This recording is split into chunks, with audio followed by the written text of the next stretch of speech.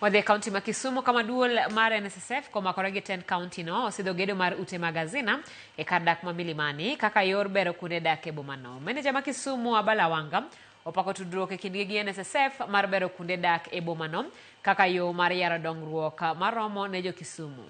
E sama jata tije maduol no David Koros to wacho ni ma en ondamo mar chopo kare lek mag kuonde dak makare ne jodak ma boma no. Wach manager mar board matayo NSSF David Kariuki Njeru osiro. Jalup gavana ma Kisumu Matthew Sowili kanyakla gi speaker ma Kisumu County Assembly Elisha Oraro ne opako chenro no kagi kwa NSSF mondo chwal chenro ni kata mana e kuonde dak mongore e pachoka. Hundreds of jobs will be created during the construction phase, and I want to state our clear expectation. The majority of these opportunities from skilled artisans and general laborers must go to the youth of Kisumu County. We are agents of transformation.